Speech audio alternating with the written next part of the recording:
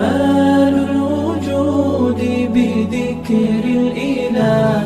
وتصفو الحياة بنور هدى. بسم اللہ الرحمن الرحیم۔ ماہ رجب کے متعلق بہت سے لوگ یہ سمجھتے ہیں کہ اس مہینے کی 27 تاریخ کو معراج کا واقعہ پیش آیا۔ معراج کا یہ واقعہ کس مہینے میں اور کس تاریخ کو پیش آیا، اس سے متعلق یقینی طور پر کچھ کہنا بہت مشکل ہے۔ عام طور پر مشہور تو یہی ہے کہ 27 رجب کی رات کو یہ واقعہ پیش آیا، لیکن واضح طور پر قرآن و سنت میں اس حوالے سے کوئی ثبوت نہیں ہے اور نہ ہی کوئی معتبر روایت ہے۔ یہاں یہ شبہ یہ بھی پیدا ہو سکتا ہے کہ جب معراج کا واقعہ اس قدر عظیم الشان واقعہ ہے، حتیٰ کہ یہ حضور اقدس صلی اللہ علیہ وسلم کی عظیم معجزات میں سے، پھر صحابہ کرام رضوان اللہ تعالی علیہم اجمعین کا دین کی ہر بات کو محفوظ رکھنے اور اسے امت تک پہنچانے میں کتنے زیادہ حریص تھے، تو پھر واقعہ معراج کی تاریخ کا درست تعین کیوں نہ ہو سکا؟ تو اسی لیے کہ شب معراج کی تاریخ سے متعلق امت کا کوئی شرعی حکم وابستہ نہیں تھا، اگر ہوتا تو وہ ضرور امت کے سامنے آتا، اس لیے اللہ تبارک و تعالیٰ کی طرف سے اس کا اہتمام نہیں کیا گیا،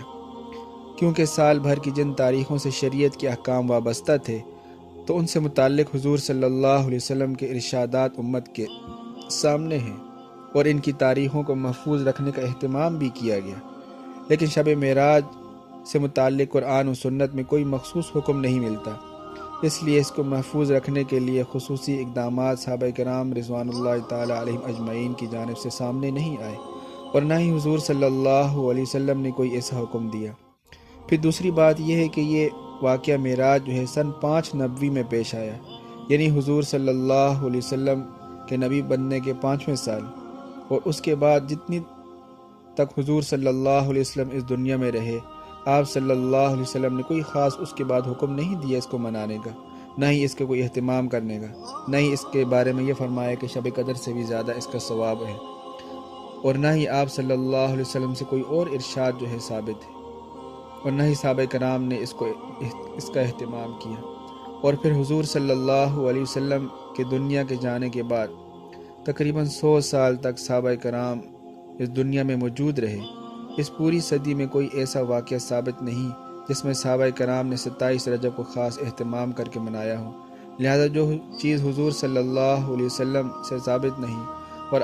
اور صحابہ کرام رضوان اللہ تعالی علیہم اجمعین نے نہیں کی، اس کو دین کا حصہ قرار دینا یا اس کو سنت قرار دینا یا اس کے ساتھ سنت جیسا معاملہ کرنا، یہ بدعت ہے، اس سے رکنا چاہیے۔ اور صحابہ کرام رضوان اللہ تعالی علیہم اجمعین اور بزرگان دین سے زیادہ کون جاننے والا تھا، کون دین کو سمجھنے والا تھا، لہٰذا ہمیں چاہیے ہم اس کام سے بچیں جس کا حضور صلی اللہ علیہ وسلم نے حکم نہیں دیا اور صحابہ کرام نے اس پر عمل نہیں کیا، اور کوئی واضح ثبوت اس کے بارے میں نہیں ہے۔ اگرچہ کچھ روایات اس میں آتی ہیں لیکن وہ ضعیف روایتیں ہیں، کوئی